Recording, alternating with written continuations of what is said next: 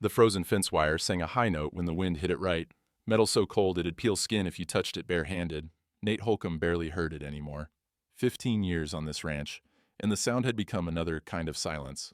Christmas Eve. First Methodist was letting out early, candles still glowing through frosted windows. He'd skipped the service. Again. Didn't need Reverend Tully's pitying glances or the widow's matchmaking whispers. At 40, a man either made his peace with alone or he didn't. He was checking the north fence when he saw her. Dark shape against the snow, stumbling. She hit the barbed wire and went down hard. By the time he reached her, her lips were blue. Frost clung to her hair, but her fist was locked tight around something. A folded document, red wax seal catching moonlight. She looked up, eyes wild. Don't open that, please. Then her head dropped, and the wind swallowed her breath. Outside the church, Vernon Lassiter was smiling. Nate didn't think. He stripped off his coat and wrapped it around her shoulders, lifted her like she weighed nothing. She didn't. The document stayed clenched in her fist, wax seal pressed into her palm hard enough to leave a mark. The barn was closer than the house. He shouldered through the door, kicked it shut against the wind. Inside, the air still held the day's animal warmth. Hay and horse, manure and dust. He set her on a feed sack near the potbelly stove and got the fire going. Her breathing was shallow, skin gray under the lamplight. He found 2 wool blankets in the tack room, wrapped one around her, spread the other beneath. She didn't wake when he pulled off her frozen boots. The soles were worn through in places, stitched with what looked like fishing line.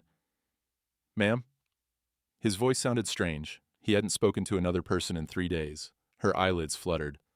Frost melted on her lashes, ran down her cheeks like tears. He heated water on the stove, poured it into a tin cup.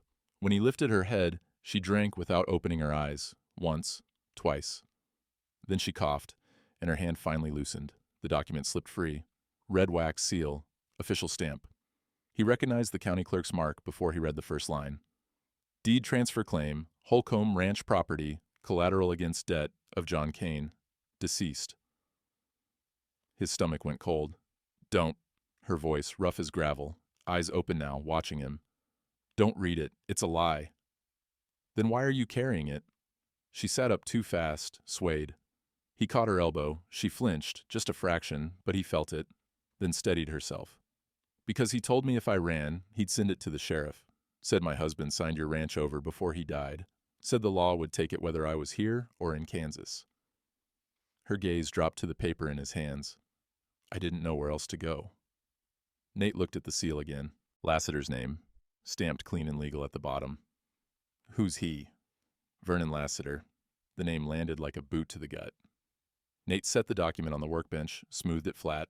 Forgery or not, the paper looked real enough to hang him. "Your husband's name was John Kane?" "Yes." "And he knew me?" She shook her head. "Never mentioned you. Never mentioned this ranch? He died 6 months ago, fell off a grain elevator in Lubbock.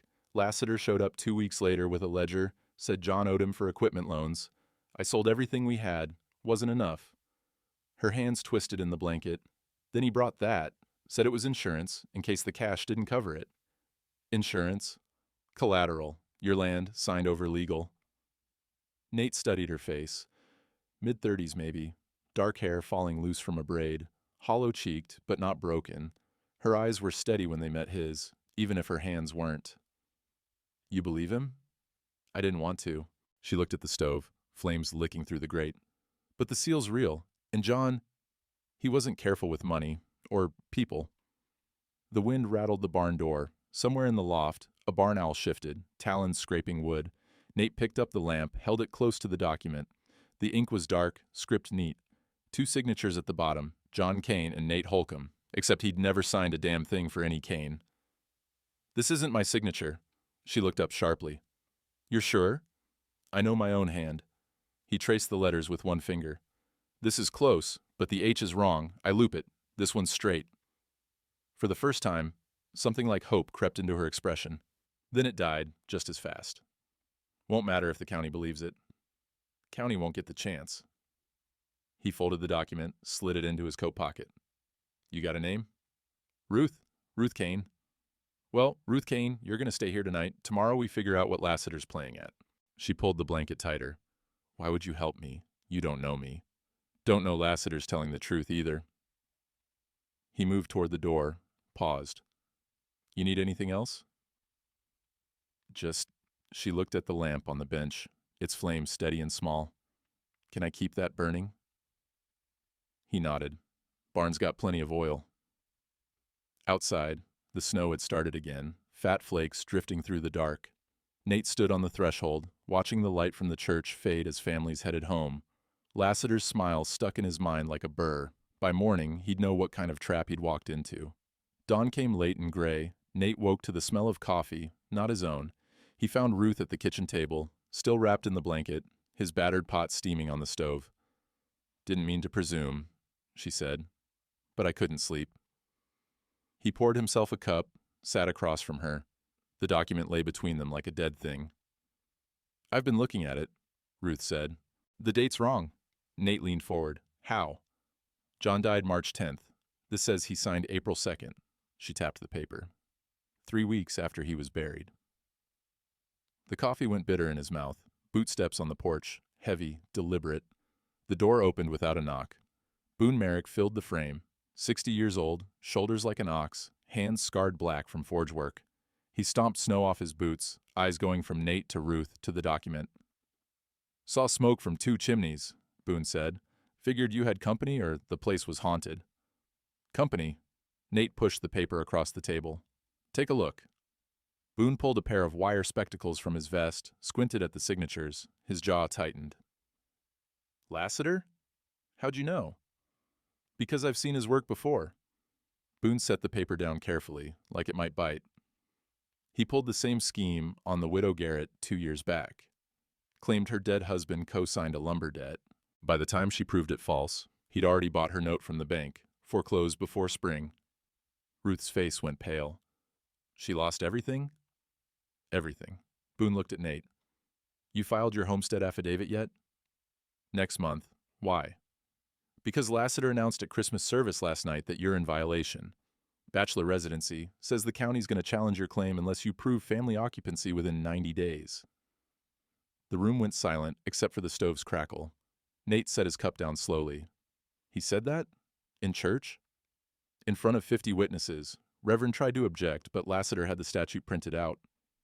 Boone pulled a folded paper from his coat. "I grabbed a copy on my way out." Ruth took it, scanned the lines. Her lips moved as she read. When she looked up, her expression was stricken. "It's real. Homestead Act Section 4. Land claims require proof of family residence or lawful marriage within 2 years of filing." She met Nate's eyes. "You've been here 15 years alone. If they push this, they'll void the claim." Nate's voice was flat.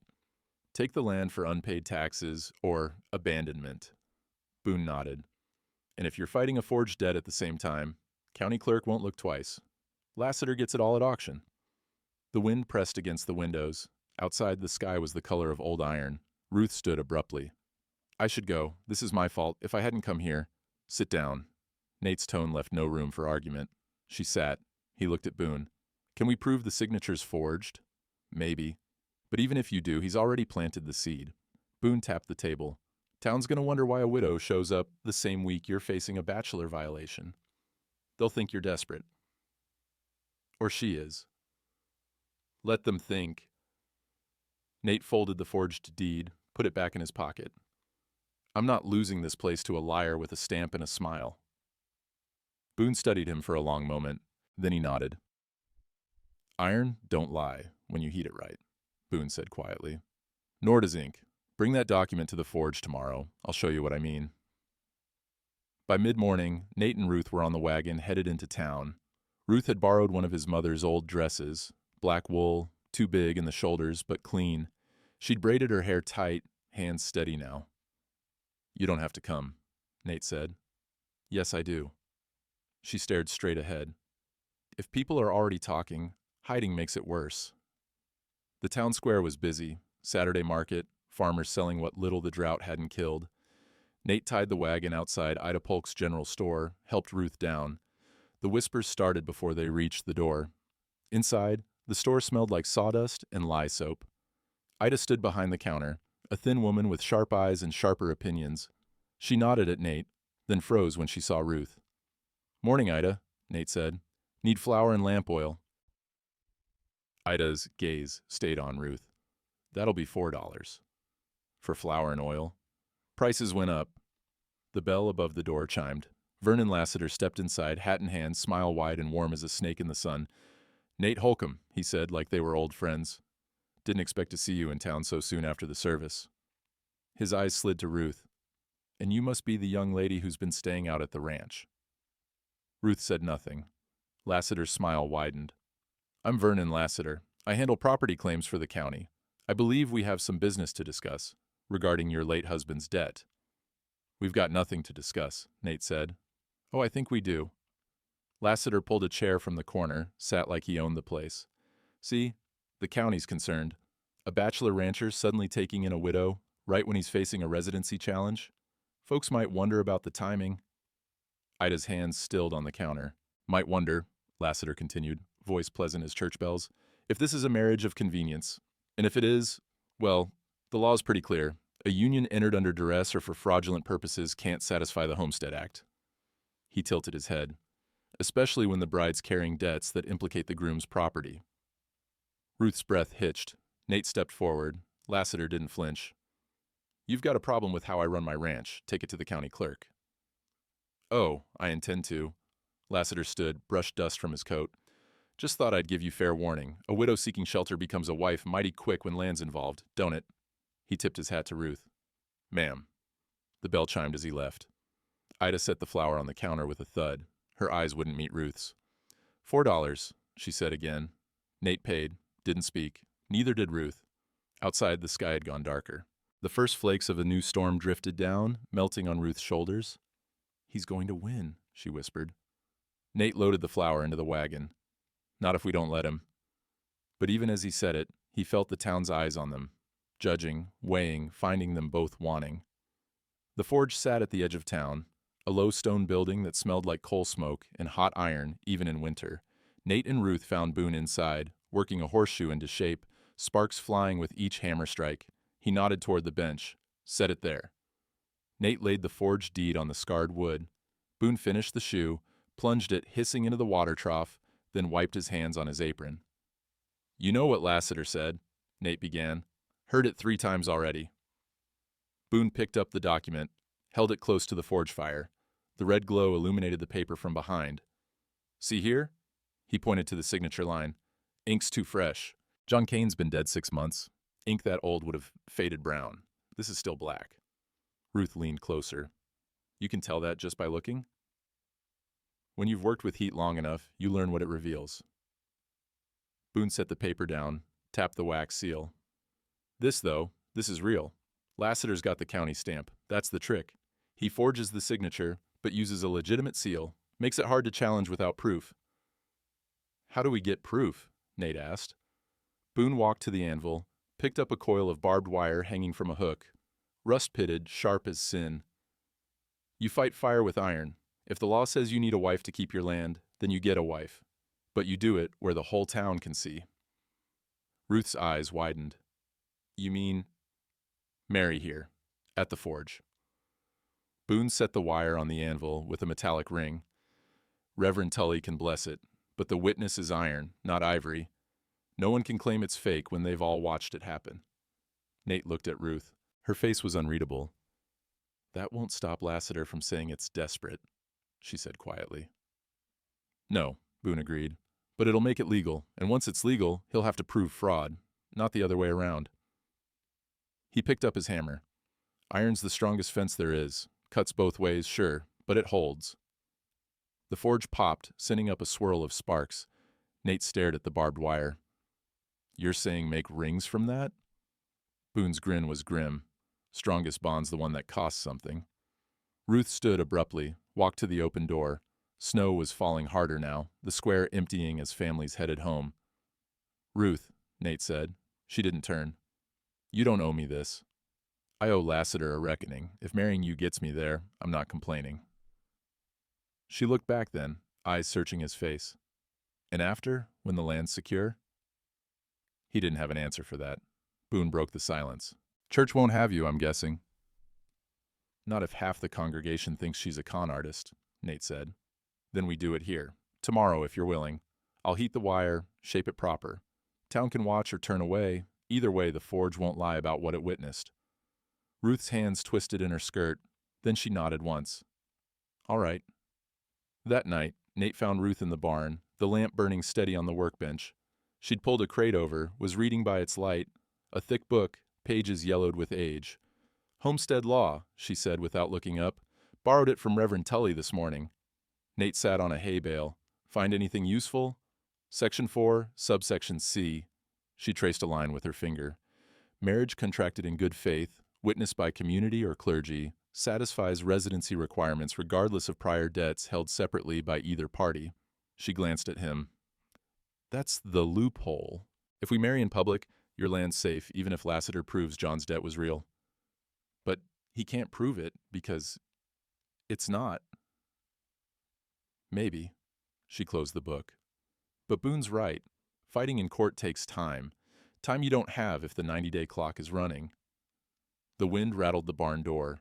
Outside, a coyote yipped, high and lonesome. I'll marry you, Nate, Ruth said quietly. But if this goes wrong, if Lassiter finds another way, I won't let you lose everything for a stranger. You're not a stranger anymore. She looked at him then, really looked. Her eyes were the color of honey in lamplight, and for the first time since she'd collapsed at his fence, she didn't look afraid. What was her name? Ruth asked. Who? Your mother, the one whose dress I'm wearing.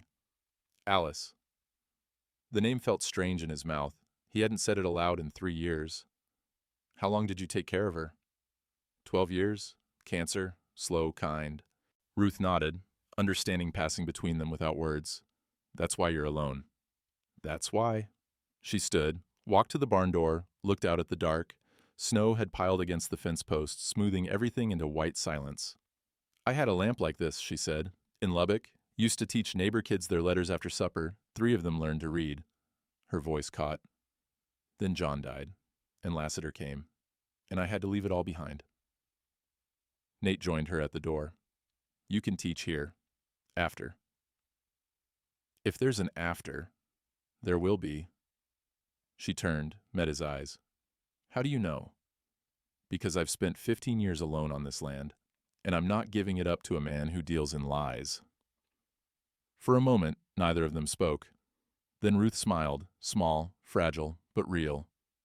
All right, Nate Holcomb, let's get married at a forge and see what happens. The lamp flickered behind them, casting their shadows long across the snow. By morning, the whole town would know, and Lassiter would be waiting. Nate woke to silence, the wrong kind. No cattle lowing, no windmill creak, just wind and the distant crack of ice breaking on the creek. He pulled on his boots, grabbed his coat, and headed for the north pasture. The fence line came into view as the sun cleared the horizon, wire sagging, posts leaning, fresh cut, clean as a knife. 20 head of cattle were gone. Boone arrived an hour later, Ruth trailing behind him. They stood at the gap in the fence, studying the tracks in the snow. Driven off, Boone said. 2 horses, maybe 3. Headed west toward the flats. Nate crouched, brushed snow from a boot print. Deep heel, narrow toe. He'd seen that print before. Outside the general store, outside the church. Lassiter's boots. Can you prove it? Ruth asked. Not in court. Nate stood, jaw tight. But I know. Boone checked the cut wire, ran his thumb along the edge. Bolt cutters, professional job. He wanted you to know it was him. Ruth wrapped her arms around herself. Why now? The wedding's tomorrow. That's exactly why. Boone spat in the snow. By the time you round up those cattle, the ceremony's delayed, maybe canceled, and the county clerk's gonna ask why a man getting married can't even keep his herd secure. Nate stared at the empty pasture. 20 head was half his breeding stock. Lose them, and next winter would finish what this one started. We find them, he said. No time. Boone pointed at the sun, already climbing toward noon. Affidavit hearings in 2 days. If you're out on the flats chasing cows, Lassiter's in town telling everyone you abandoned your bride before you even married her. The wind picked up, carrying the smell of snow and something else. Smoke, faint and wrong. Ruth sniffed. You smell that?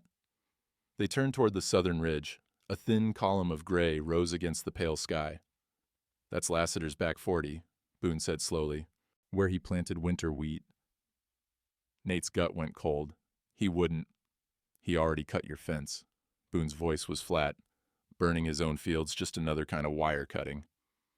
They rode out anyway, but by the time they crested the ridge, the fire was already dying. Lassiter stood at the edge of the charred ground, hat in hand, talking to two men Nate didn't recognize. Insurance adjusters, probably. Lassiter saw them, waved like they were neighbors stopping by for coffee. Nate didn't wave back. Ruth needed lamp oil. They'd burned through the last of it during her late-night reading, and the ceremony was tomorrow. She told Nate she'd walk to town, be back before dark. He should have gone with her.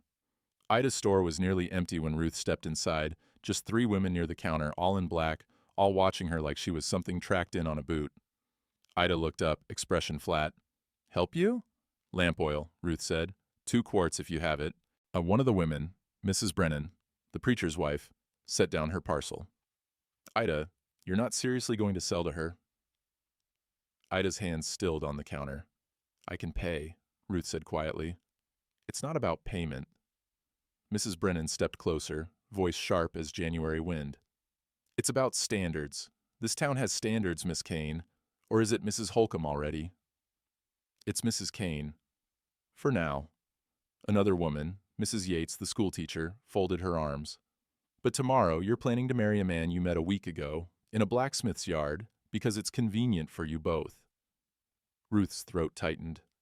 "It's not—" "We know what it is," Mrs. Brennan interrupted. "A woman in debt, a man facing a land claim. The Lord may forgive desperation, but he doesn't bless lies." Ida still hadn't moved. "The oil," Ruth said again, voice barely steady. "Please," Mrs. Brennan leaned on the counter. "Ida sells to you, she's endorsing what you're doing, and this congregation won't stand for it." Silence. Then Ida reached beneath the counter, pulled out a small bottle, set it down. 2 bits. Ruth fumbled for the coins, hands shaking. Mrs. Brennan made a disgusted sound and swept toward the door, the other women following. "You've made your choice, Ida Polk," Mrs. Brennan said. "Don't expect us to forget it." The bell chimed as they left. Ruth picked up the bottle. It was half the size she'd asked for. "Thank you." Ida didn't look at her. "Go on now." Outside, the sky had gone the color of a bruise. Ruth walked fast, head down, but she could feel eyes on her from every window. By the time she reached the ranch, the sun was setting. Nate was on the porch, waiting. "You're late," he said. She held up the bottle. "Got what I needed." But when she went to light the lamp that night, her hands shook so badly the match went out 3 times. Nate found her in the barn an hour later, sitting in the dark. "Ruth? Maybe you should let me go." Her voice was small, hollow. "Before this gets worse." He sat beside her on the hay bale. Didn't touch her, didn't speak for a long time. Finally, "What happened in town?" She told him, all of it. When she finished, he struck a match, lit the lamp himself. The flame caught, steady and warm. "You're not going anywhere," he said. "They're right, though. We barely know each other. This whole thing, it's desperate." "Yeah." He set the lamp on the bench between them. "It is, but desperate doesn't mean wrong." She looked at him, eyes wet. "What if we do this, and it still doesn't work? What if Lassiter finds another way and you lose the ranch anyway? Then at least I'll lose it standing up."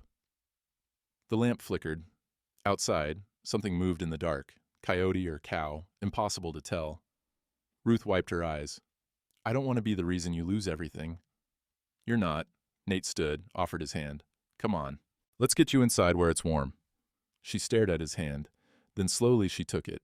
Her palm was cold. His was rough. Neither let go until they reached the house. But that night, for the first time since she'd arrived, the lamp in the barn stayed dark. And in the morning, the town would gather at the forge. Nate was up before dawn, loading the wagon. Ruth found him wrestling a cast-iron stove onto the bed, breath steaming in the cold. "What are you doing?" "Making the barn livable." He secured the stove with rope, wiped his hands on his jeans. "You've been sleeping out there a week. If you're staying warm." "Nate, the wedding's today." "I know." He climbed down, met her eyes. "And you'll still choose the barn tonight, won't you?" She didn't answer. Didn't need to. "Thought so." He gestured to the stove. "So you'll have heat, and privacy, and a lock on the door if you want one." Ruth stared at the wagon. The stove was old but solid, the kind that would burn all night on a single log. "This was your mother's." She'd want it used. "Nate, you stay where you feel safe, Ruth. I'll make sure safe is warm." Her eyes went bright. She turned away before he could see, but her voice came out rough. Thank you. By mid-morning, the stove was installed, chimney pipe poking through the barn roof. Nate stacked wood beside it, showed her how to work the damper. Burns hot, he said. Don't overload it. Ruth knelt, ran her hand along the iron, still warm from the test fire. I don't know how to repay this. Don't need repaying. He straightened, dusted off his hands. Just need you to be there this afternoon. She nodded. As he turned to leave, she called after him. Nate, where you go, I will go. He stopped. What? It's from the Bible. Ruth and Naomi. A faint smile. Your mother had it bookmarked. He looked back at the barn rafters, where he'd found his mother's Bible wrapped in oilcloth last winter. He'd put it back, couldn't bring himself to read it. I'll dig it out, he said quietly. The wind had shifted by noon, carrying the smell of thaw, mud, and wet grass, the first hint that winter might not last forever. Ruth found the pickaxe in the tool shed, carried it to the patch of ground behind the barn. Frozen solid, hard as stone. She swung anyway. The impact jolted up her arms. She swung again. Nate came around the corner, saw her hacking at the earth. What are you doing? Planting wheat. Another swing. A chip of ice broke free. Ruth, the ground's frozen. It won't grow. It will in spring. She stopped, leaning on the handle, breathing hard. If we're still here in May, this'll be green. If we're not, someone will see we tried. He took the pickaxe from her hands, swung it himself. The blade bit deep, cracking the frost layer. They worked in silence, him breaking the ground, her following with the seed bag, pressing kernels into the dark soil. Her hands were bleeding by the time they finished. Nate saw, caught her wrist gently. You should have worn gloves. Didn't have any that fit. He pulled a handkerchief from his pocket, wrapped it around her palm. His hands were rough, scarred from years of wire and wood, but his touch was careful. Why wheat? He asked. Because it's stubborn, like you. She looked at the small plot, barely 6 feet square, and because teachers are supposed to plant things that grow. Something in her voice made him look up. She was staring at the barn, the lamp already lit inside, even though the sun was still up. I used to teach every night, she said. In Lubbock. 3 kids, well, sometimes 5. I'd light the lamp at 6 and we'd read till their parents came for them. Her hands twisted in the handkerchief. John hated it, said I was wasting oil. But those kids learned, Nate. 2 of them can write their own names now. You'll teach again. Maybe. She pulled her hand free, flexed her fingers. If the town lets me. Town doesn't get a say. She smiled, but it didn't reach her eyes. You really believe that? I believe the forge doesn't lie. He nodded toward the square plot of turned earth. And neither does wheat. Come spring, this'll prove we were here, both of us. Ruth knelt, pressed her palm flat against the soil, cold, dark, unforgiving, but underneath something waiting. Boone's expecting us at 3, Nate said. I know. You ready? She stood, wiped the dirt on her skirt. No, but I'm going anyway. They walked back to the house together, the winter sun slanting low and pale through the bare cottonwoods. Somewhere in the distance, a crow called, harsh, insistent, like a warning neither of them wanted to hear. Reverend Amos Tully came to the ranch just after noon, riding a sway-backed mare that looked older than he did. He tied up at the porch, climbed down slow, joints creaking. Reverend, Nate said, stepping out, I didn't expect you. Didn't expect to come. Tully pulled a bundle from his saddlebag, cloth-wrapped, heavy. But the Lord works in mysterious ways, and my conscience works in loud ones. Inside, Ruth poured coffee while Tully unwrapped the bundle. Nate's mother's Bible, spine cracked and cover worn. Found this in the church library, Tully said. Your mother donated it before she passed, asked me to give it back to you when the time was right. He opened it to a ribbon-marked page, Ruth 1:16, the words underlined in faded pencil. Where you go, I will go. Where you stay, I will stay. Your people will be my people, and your God my God. Ruth's breath caught. Tully looked between them. I can't marry you at the church. The elders won't allow it. Mrs. Brennan's seen to that. But Boone's forge is as holy as any altar, and the Lord honors covenants made in iron same as those in ivory. You'll bless it? Nate asked. I will. Tully set the Bible on the table. But you need to know what you're walking into. Lassiter's been spreading word that this marriage is fraudulent. He's got half the town believing you're desperate, and the other half believing she's a con artist. Ruth looked down. He's not wrong about the desperate part. Maybe not. Tully leaned back. But desperation and fraud aren't the same thing, and I've known you a week, Mrs. Kane, which is 6 days longer than I need to see you're not a liar. She met his eyes. How can you be sure? Because liars don't plant wheat in frozen ground. He tapped the Bible. And they don't quote scripture they actually mean. Nate frowned. How do you know about the wheat? Boone told me. Also told me something else. Tully reached into his coat, pulled out a folded document. Lassiter's crop insurance policy.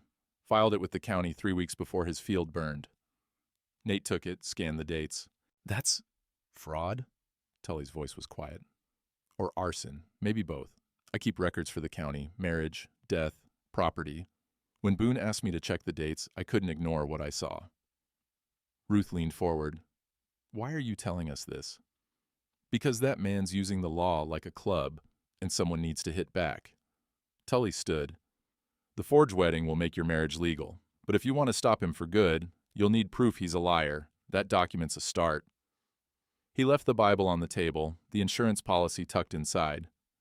After he'd gone, Nate opened the policy again, read it line by line. The smell of old paper and ink filled the kitchen. 3 weeks, Ruth said. He filed for insurance 3 weeks before the fire. Could be coincidence. Could be. She didn't sound convinced. Nate closed the document. Boone said he'd look into it. If there's proof, he'll find it. Outside, the sun was already sinking. 2 hours till the forge. The forge was warm when they arrived, coals glowing red in the bed. Boone stood at the anvil, holding something small between his fingers. Found this in Lassiter's coat, he said. The one he left here last week when he came sniffing around. He held it up to the light. A burnt match, sulfur tip still intact. Nate stepped closer. So I checked with Ida. Only 3 men in town buy this brand. Safety match is expensive, come in a red box. Boone set the match on the anvil. Lassiter bought 2 boxes the week before his field went up. Ruth's eyes widened. You're saying? I'm saying the insurance claim was filed April 2nd. The fire happened April 23rd. And this match, Boone tapped it with one thick finger, proves he was carrying them around before the fire started. That's not proof he said it, Nate said. No, but it's a thread. Pull it right, and the whole thing unravels. Boone picked up the barbed wire, began heating it in the coals. Reverend gave you the dates. I gave you the match. Now you give Lassiter a choice. Drop the claim or face an arson investigation. He won't drop it, Ruth said. He's too deep in. Then he'll fight, and fighting men make mistakes.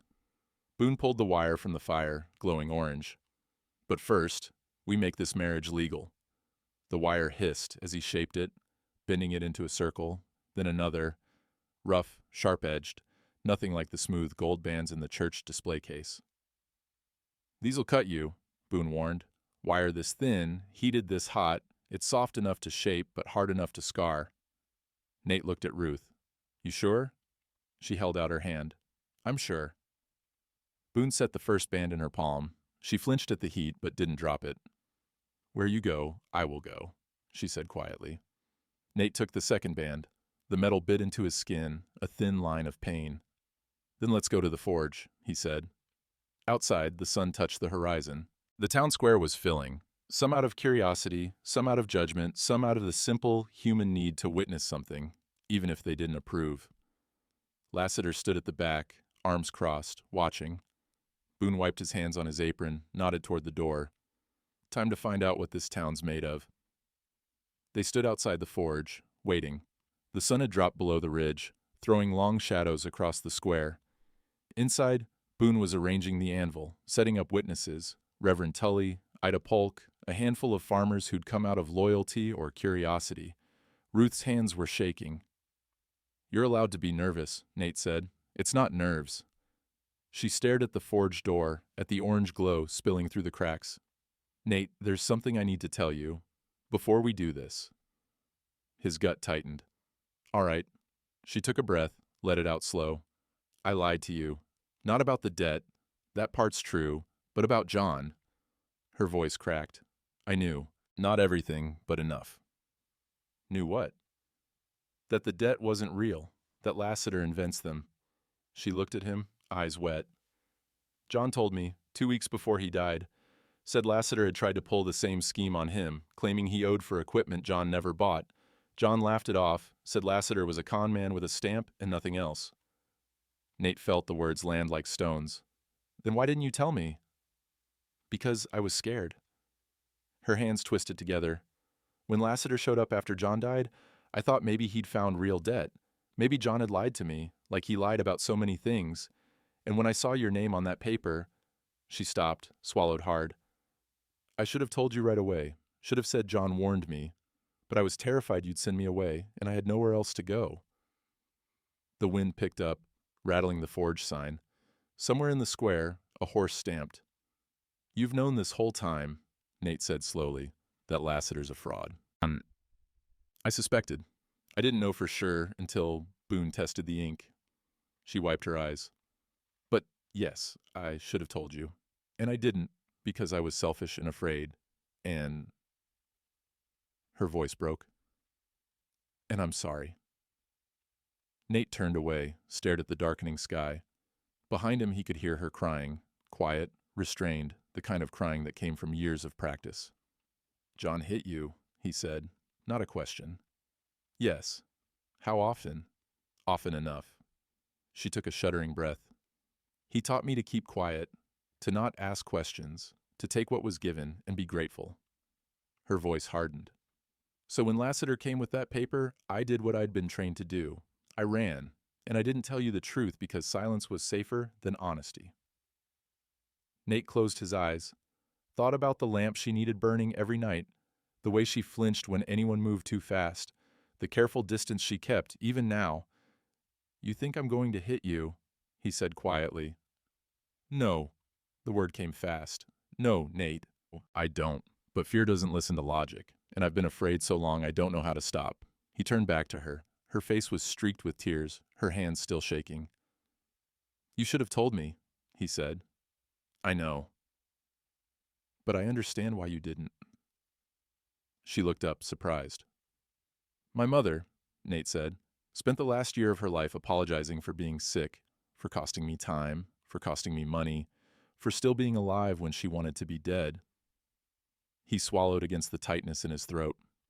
And I kept telling her it was fine, that I didn't mind, that taking care of her was what sons did. But the truth is, some days I resented her. Some days I hated that house, hated the smell of medicine, hated that I was 40 years old and alone because she needed me. Ruth said nothing, just watched him. I never told her that, Nate continued. Never said it out loud. And when she died, I thought I'd feel relieved. Instead, I just felt... He stopped, searching for the word. Hollow, like I'd given up 15 years for someone who never asked for it, and now there was nothing left. That's not the same, Ruth said softly. No, but it's close enough.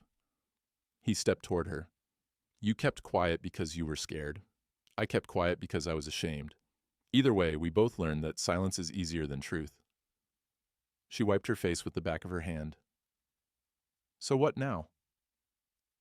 Now we go in there, Nate said, nodding toward the forge. And we tell the truth, not about John, not about my mother, but about this, he gestured between them, that we're two people who've been alone too long and we're choosing not to be anymore. Even though I lied? Even though? He held out his hand. But no more silence, Ruth. If we do this, we do it honest. She stared at his hand, calloused, scarred, steady. Then she took it. No more silence, she whispered. They stood there in the cold, hands clasped, while the forge waited and the town watched, and Lassiter smiled his snake oil smile from the shadows. Inside, the forge was stifling. Heat rolled off the coals in waves, and the air smelled like iron and sweat and coal smoke.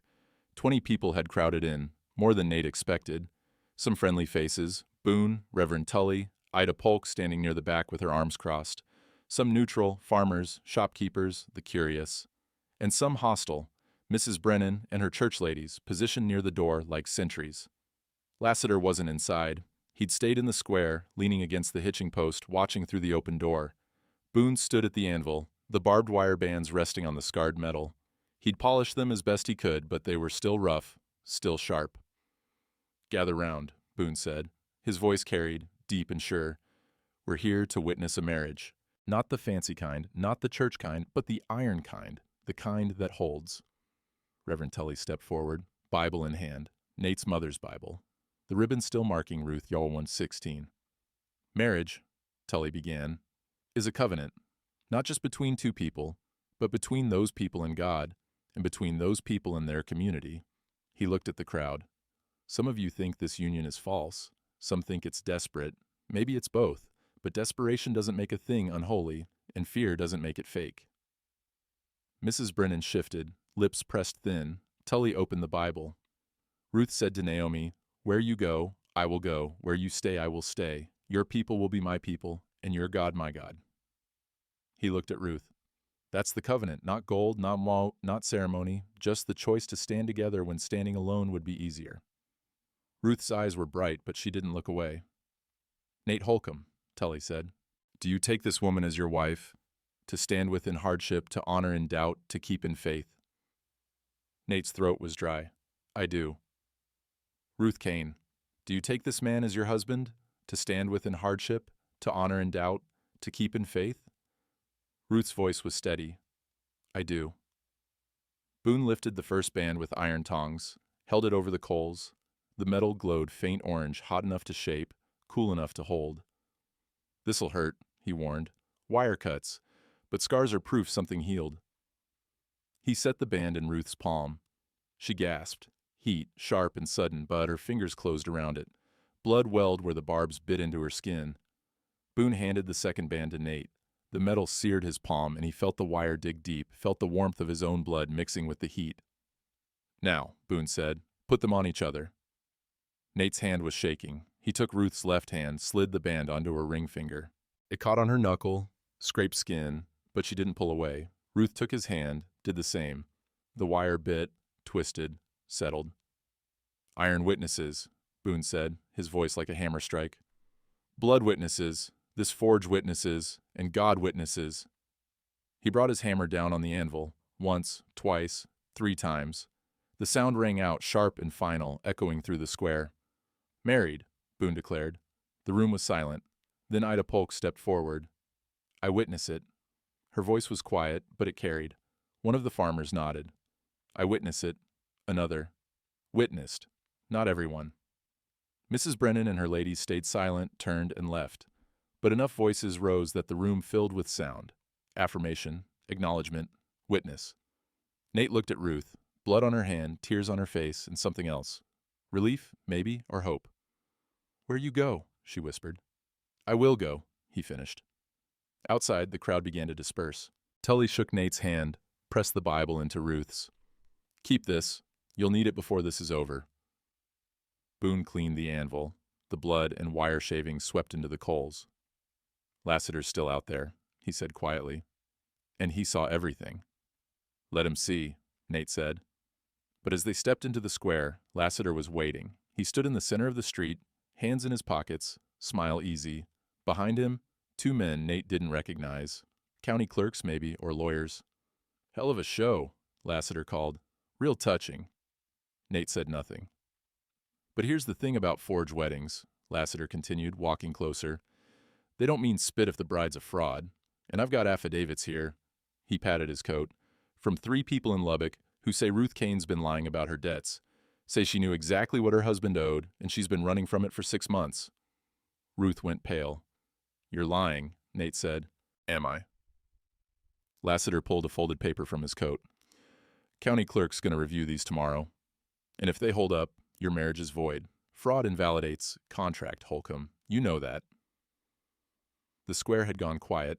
Even the wind seemed to hold its breath. Nate felt Ruth's hand slip into his, her blood still warm against his palm. "We'll see you in court," Nate said. Lassiter's smile widened. "Yes, you will." He turned, walked away, the 2 men following.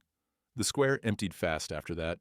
Even Boone and Tully left, promising to meet at the church in the morning for the county hearing. Nate Rousseau and Ruth stood alone in the dark, the forge cooling behind them, the wire bands cutting into their skin. "He's not going to stop," Ruth said. "No." "Then what do we do?" Nate looked at the forge, at the anvil still faintly glowing, at the blood on Ruth's hand matching the blood on his. "We finish this," he said. "Tomorrow, one way or another. The church hall smelled like old wood and candle wax. Morning light slanted through the windows, catching dust motes in the air. The county clerk had set up at the front, a thin man named Morrison with spectacles and a ledger thick as a Bible. Lassiter sat in the front row, flanked by his two witnesses. He'd dressed for the occasion, pressed suit, clean hat, the picture of respectability. Nate and Ruth sat in the back, Boone beside them, Reverend Tully across the aisle. Ida Polk had come too, sitting alone near the middle, eyes forward. Morrison cleared his throat.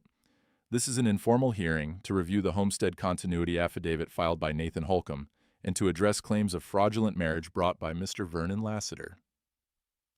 He adjusted his spectacles. Mr. Lassiter, you may present your case. Lassiter stood, smooth as oil. Thank you, Mr. Morrison. The facts are simple. Holcomb has lived alone on his property for 15 years, in clear violation of the Homestead Act's family residency clause. 1 week ago, a woman appears, a woman with substantial debts tied to property fraud in Lubbock, and within days, they're married at a blacksmith's forge. He smiled. Convenient timing, wouldn't you say? Murmurs rippled through the crowd. Morrison made a note. Do you have evidence of fraud in Lubbock? Lassiter gestured to one of his witnesses, who stood. I'm Carl Denner, county clerk in Lubbock. I have records showing Ruth Kane's husband, John Kane, defaulted on multiple equipment loans totaling $800. Mrs. Kane fled town before creditors could collect. Ruth's hands tightened in her lap. Morrison frowned. Mrs. Holcomb, do you dispute this? Ruth stood slowly. John did owe money, but not to Mr. Lassiter. And I didn't flee. I left because I had nothing left to sell. Her voice was steady despite the tremor in her hands. As for the debt Mr. Lassiter claims my husband signed against Mr. Holcomb's property, it's a forgery. The signature date is 3 weeks after John died. Lassiter's smile didn't waver. Easy to claim forgery when the debt's inconvenient. Then prove the signature's real, Nate said, standing. Morrison held up a hand. Mr. Holcomb, please. No. Nate pulled the forged deed from his pocket, walked to the front, set it on Morrison's table. That's the document Lassiter claims is legal. Check the ink, check the date, check the signature against any other document I've signed in this county. Morrison picked it up, studied it. Boone stood. May I approach? Morrison nodded. Boone walked to the front, pulled a small metal tool from his pocket, a jeweler's glass. Heat reveals truth in iron. It also reveals truth in ink. He held the document close to the nearest candle. Fresh ink stays black. Old ink fades brown. This signature's black as pitch, meaning it was written in the last few months. Not 18 months ago, like Lassiter claims. Gasps from the crowd. Lassiter's jaw tightened. That's speculation, not evidence. Then let's talk evidence. Reverend Tully stood, holding a thick record book. I keep county marriage, death, and property records. John Kane died March 10th, 1933. This deed is dated April 2nd, 1933. He looked at Lassiter. You filed a crop insurance claim April 2nd as well. Same day, same wax seal. He set both documents side by side. Interesting coincidence. Lassiter's smile cracked. The dates are proof, Tully interrupted, that you were filing paperwork the same day you claimed a dead man signed a contract. The room went silent. Morrison leaned forward. Mr. Lassiter, do you have documentation proving John Kane was alive on April 2nd? The signature speaks for itself. It speaks forgery, Boone said, and so does this. He pulled the burnt match from his vest, set it on the table. Found this in your coat the day you came to my forge. Same brand you bought 2 boxes of the week before your field burned, same field you insured 3 weeks before the fire. Lassiter's face went white. Morrison picked up the match, turned it over. Mr. Lassiter, are you saying you had no knowledge of the fire before it occurred? Of course not. Then why file insurance 3 weeks early? Tully's voice was sharp. And why buy 2 boxes of matches the week before? That proves nothing. Lassiter's voice rose. This is circumstantial. It's a pattern. Boone's voice was iron. Forged documents, convenient fires, insurance payouts. You've been running this scheme for years, Lassiter. Widow Garrett, the Miller Ranch, now Holcomb. Same wax seal, same lies. Morrison stood. Mr. Lassiter, I'm suspending this hearing pending a county investigation into... The door at the back of the church opened. Sheriff Harlan walked in, boots heavy on the wooden floor, Behind him, Ida Polk. "Sorry to interrupt," Harlan said, "but Mrs. Polk has something to say." Ida stepped forward, hands twisting in her apron. "Mr. Lassiter came to me 2 days ago, offered me $50 to testify that Ruth Kane stole from my store." Her voice shook. "Said if I didn't, he'd make sure my husband's feed credit got called in early."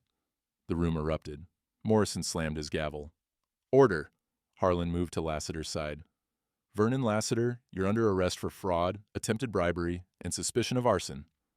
Lassiter lurched to his feet. "You can't. This is—" "Put your hands out," Harlan said quietly. For a moment, Lassiter looked like he might run. Then his shoulders sagged.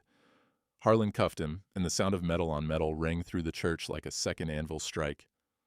Morrison looked at Nate and Ruth. "Mr. and Mrs. Holcomb, your affidavit is approved. Your marriage stands." He closed his ledger. "This hearing is adjourned." Outside, the sun was bright and sharp, the air smelling like mud and melting snow. Nate and Ruth stood on the church steps while the crowd filed past, some nodding, some silent, some stopping to shake hands. Mrs. Brennan walked by without a word. Ida paused. "I'm sorry," she said to Ruth, "for the store, for all of it." Ruth took her hand. "Thank you for speaking up." Ida nodded, squeezed once, then moved on. Boone clapped Nate on the shoulder. "Your mother would have been proud." Nate didn't trust his voice, just nodded. Reverend Tully handed Ruth the Bible. "Keep it safe. That verse got you here." Ruth pressed it to her chest. "Where you go, I will go," Tully smiled. "Exactly." Harlan walked Lassiter past them toward the jail wagon. Lassiter's eyes met Nate's. No smile now, just bitter defeat. "You think you've won," Lassiter said, "but this town will never forget what you are. A desperate man and a lying woman." Ruth stiffened. Nate stepped forward. "No, we're two people who chose to stand together, and that's more than you'll ever understand." Harlan pulled Lassiter away. The square began to empty. Boone headed back to the forge, Tully to the church, families to their wagons. Nate and Ruth stood alone, the wire bands still cutting into their fingers. "It's over," Ruth said quietly. "Yeah." She looked at him, really looked. "What now?" Nate thought about the ranch, the barn, the small plot of wheat frozen in the ground. Thought about 15 years alone and 1 week that changed everything. "Now we go home," he said. They walked to the wagon together, hands linked despite the blood, despite the scars. And for the first time since winter began, the wind felt warm. 3 weeks passed before the real thaw came. The snow melted first in patches, bare earth showing through like promises.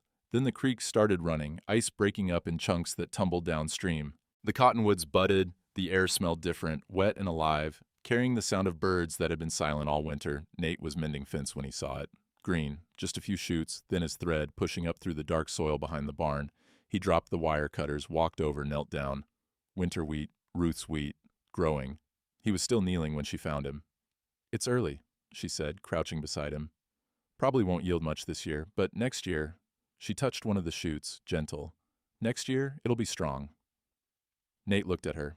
She'd let her hair down, and the sun caught in it, turned it bronze. The wire band was still on her finger, the cut healed into a thin white scar. "You were right," he said. "About planting." "We were right," she smiled. "Both of us." They stayed there a while, watching the wheat grow in the way things do when you're not looking, slow, stubborn, inevitable. That evening, Ruth brought the lamp from the barn to the house. Nate was at the kitchen table, working on the ledger, when she appeared in the doorway with it. The glass was smudged, the wick trimmed uneven, but the flame burned steady. "Thought I'd try the bedroom window," she said. "If that's all right." He set down his pencil. "Yeah, that's all right." She carried it upstairs. He heard her moving around, the scrape of furniture, the creak of the bed frame, then her footsteps on the stairs, lighter than before. "Looks good," she said, coming back into the kitchen. "You can see it from the road." "That the point?" "Maybe." She poured herself coffee, sat across from him. "Or maybe I just wanted to see what it felt like. Having a window that's mine." The lamp upstairs glowed through the floorboards, a soft gold that made the whole house feel warmer. "Ida came by this morning," Ruth said, "while you were at the north fence." Nate looked up. "Yeah?" She asked if I'd teach Sunday school, starting next month. Ruth wrapped her hands around the mug. I said yes. Good. She also said the Miller's boy needs help with reading, and the Yates girls, and probably half the kids in town, now that I think about it. She smiled. Might need to set up proper lessons, maybe in the barn, like before. We could do it here, in the house. Ruth met his eyes. You sure? It's your house, too. Something in her expression softened. She looked down at her coffee, at the scar on her hand. I keep thinking Lassiter's going to come back, that the sheriff will let him out, or the county will overturn the ruling, or... She stopped. I know it's over, but I don't feel like it's over. Give it time. How much time? Nate thought about his mother, about the year after she died when he'd still set 2 plates at the table out of habit. However much it takes. Outside, the first cricket of the season started up, tentative and rasping. Ruth stood, carried her cup to the window, looked out at the yard. The cattle came back, she said. What? The 20-head Lassiter drove off. Boone found them in the East Canyon yesterday. Brought them back this morning while you were gone. She glanced over her shoulder. He didn't want to bother you with it. Said you had enough on your mind. Nate stood, joined her at the window. In the pasture, the herd grazed, whole again. The missing cattle stood out, thinner, warier, but alive. He's a good man, Nate said. They all are. Boone, Tully, even Ida. Ruth turned to face him. I didn't think there were people like that anymore. People who help just because it's right. There are. You just have to know where to look. She studied his face. You helped me. First night, in the blizzard. You didn't know me, didn't owe me anything, but you helped anyway. Couldn't leave you out there. You could have. Her voice was quiet. Most men would have. Nate didn't have an answer for that. He'd never thought of it as a choice. Just something you did when another person needed help. I'm glad you stayed, he said finally. Me too. The lamp upstairs flickered, then steadied. Outside, the last of the daylight bled from the sky, leaving the stars sharp and cold. Should probably check the stock one more time, Nate said. I'll come with you. By mid-May, the mornings had gone soft. The frost was gone, the ground warm enough to work. Nate started waking early again, not because he had to, but because he wanted to see the sunrise over the East Ridge, wanted to hear the windmill turn, and the cattle low, and the birds start up in the cottonwoods. This morning, Ruth was already on the porch when he came out. She'd made coffee, the pot still steaming. 2 cups sat on the railing, side by side. Couldn't sleep? Nate asked. Didn't want to. She handed him a cup. Thought I'd watch the sun come up. They stood together in the quiet, drinking coffee that was too strong and too hot, watching the sky turn from black to gray to gold. A rider appeared on the road, distant, small. As he got closer, Nate recognized the postal carrier, a young man named Webb, who made the rounds twice a week. Webb pulled up at the fence, tipped his hat. Morning, Mr. Holcomb. Mrs. Holcomb. Got a letter for you? Ruth set down her cup, walked to the fence. Webb handed her an envelope, thick and wrinkled from travel. Thank you, Ruth said. Webb nodded, wrote on. Ruth turned the envelope over. Her hands went still. It's from my sister, she said. In Kansas. Nate waited. Ruth opened it slowly, unfolded the pages. Her eyes moved across the lines, once, twice. Then she looked up and her face had gone soft. She says she's sorry, that she didn't believe me when I told her about Lassiter, but she does now. Someone from Lubbock wrote her, told her what happened. Ruth's voice cracked. She wants me to come visit, wants to meet you. You going to go? Maybe, someday. She folded the letter carefully. But not yet. I'm not ready to leave. This is home now? She looked at the house, the barn, the wheat field, the lamp still burning in the upstairs window even though the sun was up. Yeah, she said. I think it is. They finished their coffee in silence. Somewhere down the road, a rooster crowed, the windmill creaked, the world kept turning the way it always did, indifferent and patient. Ida's wagon appeared an hour later, loaded with 3 children, the Miller's boy and the Yates girls. Ruth met them at the barn, lamp already lit inside, books spread on the workbench. Nate watched from the porch as she greeted them as they filed inside, as their voices rose in the cadence of learning, letters, sounds, words. By noon, Boone rode up, leading a stray calf that had wandered through a gap in the south fence. Thought you'd want this back, Boone said, handing over the rope. Appreciate it. Boone glanced at the barn, at the sound of Ruth's voice drifting out. She's good with them. Yeah. Town's changing its mind about her, slowly, but it's changing. Nate nodded. People see what they want to see, until they can't ignore the truth anymore. Boone grinned. That's what iron's for. Holding truth in place till folks catch up. He tipped his hat. I'll see you Sunday. Sunday, Nate echoed. The afternoon passed in work, fixing the gap, moving cattle, stacking firewood for next winter, even though winter felt a lifetime away. When the sun started sinking, Nate walked back to the barn. Ruth was alone inside, cleaning up. The children had gone home, but the lamp still burned. Good day? Nate asked. The best. She closed the book she'd been reading, set it on the shelf. The Miller boy read a whole sentence today. First time. You should have seen his face. I can imagine. She picked up the lamp, held it between them. The flame made shadows dance across the barn walls. I'm moving this to the house tonight, she said. For good. Nate's chest tightened. Yeah? Yeah, she smiled. Barn's for teaching now. House is for living. They walked back together, the lamp swinging gently between them. On the porch, Ruth set it in the window, same window where his mother's lamp had burned for 12 years, where it had gone dark for 3, where it now burned again. Different light, same home.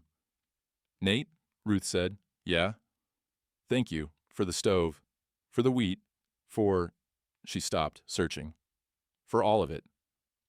He looked at her, this woman who'd collapsed at his fence in a blizzard, who'd brought forgery and fear and a kind of hope he'd forgotten existed. You're welcome, he said. And then, because words weren't enough, he took her hand.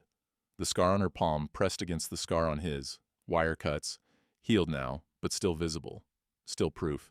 The sky deepened to purple, then black. The stars came out, cold and infinite. And in the window, the lamp burned steady, a small light against the wide dark, a promise that someone was home. The land doesn't forget winter, but it forgives. By late May, the north pasture had gone green enough to hurt your eyes if you looked at it too long.